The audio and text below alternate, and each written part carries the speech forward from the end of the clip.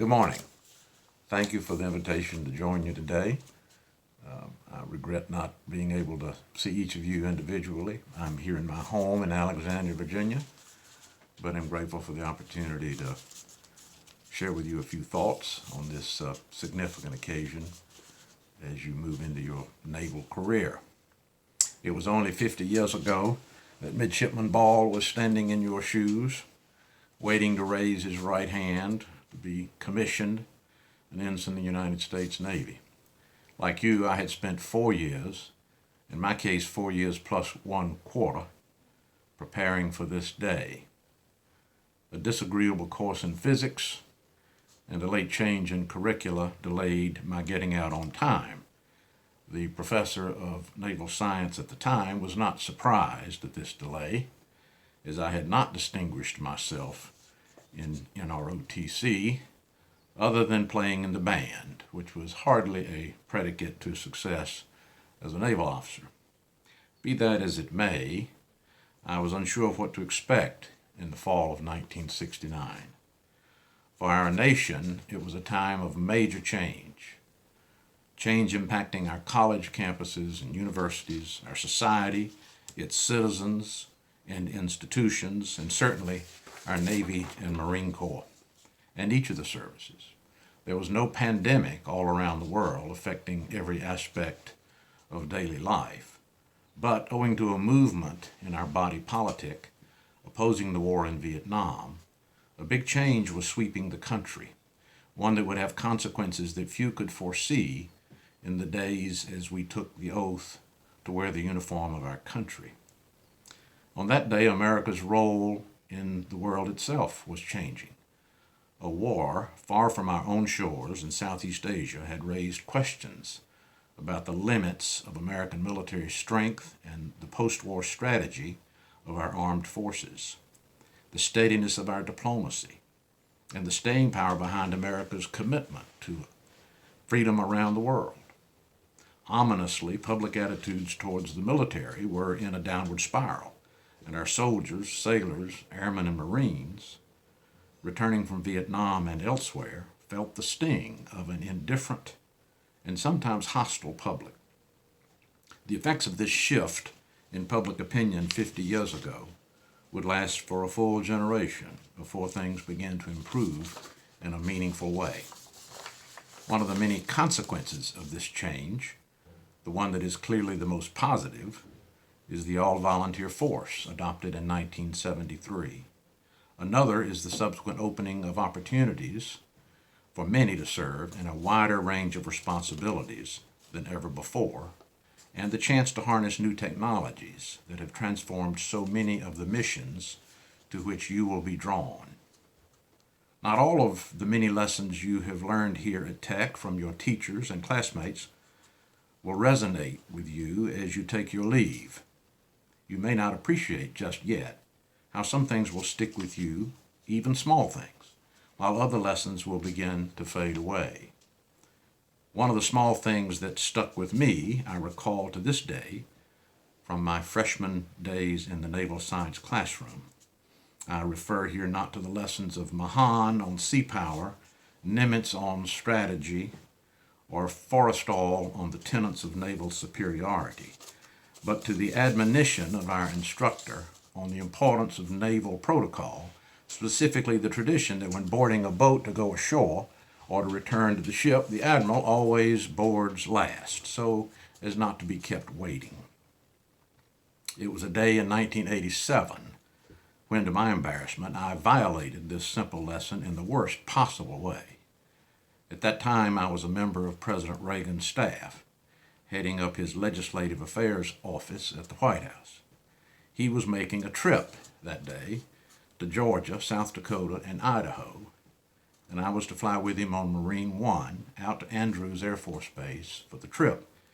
To my horror, as I stood by the back door to the helipad where Marine One was waiting, a Secret Service agent called to me urgently, "Mr. Ball, the president is already aboard." So I bolted out the doorway, sprinted across 100 yards or so of the White House South Lawn, bounded up the helo steps, and took my seat, which, as fate would have it, was directly opposite the commander-in-chief. I immediately put my head down on my knees and uttered a futile prayer, "Lord, make me invisible," and then looked up to see the president laughing at my predicament, a far gentler response than would have been the case with some admirals I know, or my naval science instructor. So you just never know when the lessons you have learned here will come into play, for better or worse, in circumstances both large and small. My hope will be that as you follow your good instincts based on what has been drilled into you here and on summer cruise, that you and your shipmates will be well served. And there will come a time when you will see the wisdom in the old saying I once heard from a seasoned politician: if you take care of the little things, then the big things will take care of themselves. Of this you can be sure. From the first day of your first assignment, ashore, in school, or at sea, you will face challenges both expected and unexpected, both familiar and strange, both rational and maybe occasionally irrational. You will be tested by things, by events, your superiors and shipmates, in ways that you cannot anticipate. I certainly never anticipated that President Reagan would appoint me to the position of Secretary of the Navy. It was not a spot that I sought, but when an unexpected vacancy occurred in the final 2 years of his term, he asked that I move from his staff at the White House across the river to the Pentagon. The Navy's fleet then stood at 587 ships, short of our goal at the time of 600. But with a modernized force of CVNs, there were 15 at the time, plus 4 battleships and the full complement of SSNs, SSBNs, surface combatants, amphibious ships, and auxiliaries to support a global forward presence, so essential to sustaining our deterrent and maintaining our commitments to allies. Fast forward 30 years, and we find that our commitments have not changed. The geography remains the same. The world's oceans have not diminished. Trouble spots are greater, not fewer, in number. And yet our national resources and competing priorities yield a fleet stretched thin by any measure, and while expected to fulfill the demands of a new and more compelling national defense strategy. So something here will have to give in the next several years for the Navy Marine Corps team to reclaim the level of support so fundamental to our nation's maritime strategy and so inherent in America's role and leadership in the modern age. In the meantime, your generation of Navy and Marine Corps officers must deal with the challenges of addressing China's boisterousness in the South China Sea and Russia's mischievousness in the Mideast and in the cyber world, while at the same time attending to the vital links to our allies and friends among the freedom-loving nations of the world. A tall order for the class of 2020, one not without sacrifices being required, but one which will allow you to reflect on the words of a former naval aviator, POW, United States Senator, who became a close friend of mine thanks to our Navy ties, and for whom I have the greatest respect. In his last address to the midshipmen at his alma mater in Annapolis, Senator John McCain offered these words: "You will be asked to defend America's interests overseas, and thereby to defend the ideals that encompass and transcend those interests.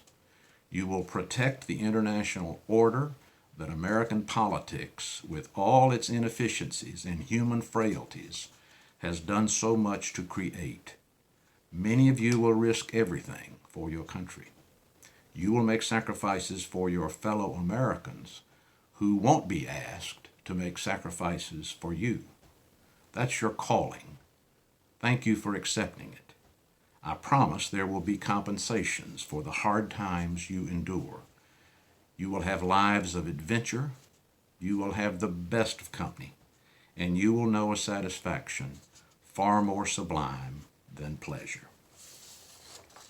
And finally, let me close with a short statement that sums it all up for us here today. Words spoken by a former PT boat skipper in the South Pacific in World War II, who later in life spoke to a naval assemblage in 1963 as the 35th President of the United States. President Kennedy observed, "I can imagine no more rewarding a career. Any man who may be asked in this century what he did to make his life worthwhile, I think can respond with a good deal of pride and satisfaction. I served in the United States Navy." Good luck, Godspeed, Semper Fidelis, and may you be attended by fair winds in a following sea. Thank you.